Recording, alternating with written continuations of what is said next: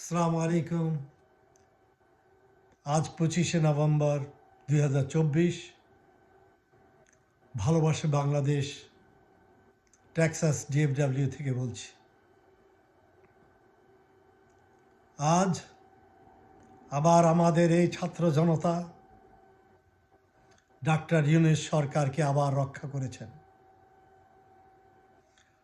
তো যারা বাংলাদেশের বলছেন আমরা stake holder Jamaat Islami BNP, কোথায় আপনারা তো পারলেন না।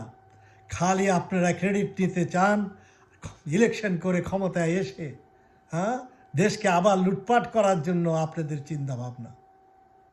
এই ছাত্র জনতাই আজকে আবার ইসকন এবং আওয়ামী লীগ থেকে যেই তাদের আজকে ষড়যন্ত্র ছিল, এই ষড়যন্ত্র থেকে বাংলাদেশের ইউনূস সরকারকে আবার রক্ষা করেছে।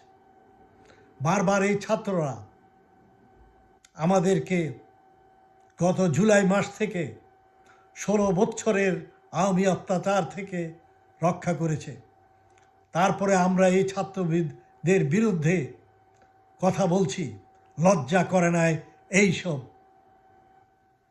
ভারত লেহিন, ভারতের চাটুকার, ভারতের সাথে বন্ধুত্ব করতে চায় এরা লজ্জাহীন এইসব দল। সে যে দল হোক, ইসলামিক দল হোক আর সামাজিক দল হোক আর ধর্মনিরপেক্ষ দল হোক, সবার প্রতি আমাদের ঘৃণা, বাংলাদেশি জনগণের ঘৃণা। আপনারা কি করতে পারেন? আপনারা কিছুই করতে পারেন না। দেশকে রক্ষা করতে পারে আমাদের ছাত্র জনতা। আপনারা পারেন দেশে লুটপাট করে এসে আবার, আপনারা তো 3 বার ক্ষমতায় ছিলেন, কি করেছেন? লুট করেছেন। দেশের মানুষ এখনো ভুলে নাই আপনাদের সেই সব কাহিনী। এখন আপনারা আওয়ামী সন্ত্রাসীদের সাথে হাত মিলাচ্ছেন।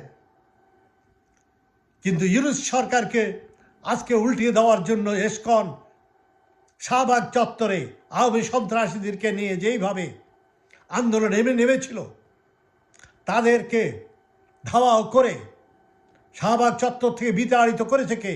এই ছাত্র। আপনারা করেননি বিএনপি, জামাত বা অন্য কোনো ইসলামিক দল। আপনারা খালি মাছের মুড়ি ঘন্টা খেতে, মাছের মাথা খেতে চান, আর সরকারে বসে লুটপাট করে দেশের জনগণকে অত্যাচার করতে চান। আর এটা করতে দেওয়া হবে না ইনশাআল্লাহ। এইবার নতুন পার্টি আসবে, আমরা থার্ড পার্টি নিয়ে আসবো ইনশাআল্লাহ। খুব শীঘ্রই বাংলাদেশে থার্ড পার্টি হবে। তো আমরা প্রস্তুত, তৈয়ার। আর সন্ত্রাসীদেরকে এই দেশে জায়গা দেওয়া হবে না। ভারতের চাটুকার, ভারতের দোস্তকার যারা, তারা এই দেশে আর সুযোগ সুবিধা পাবে না ইনশাআল্লাহ। বাংলাদেশ জিন্দাবাদ, ইনকিলাব জিন্দাবাদ।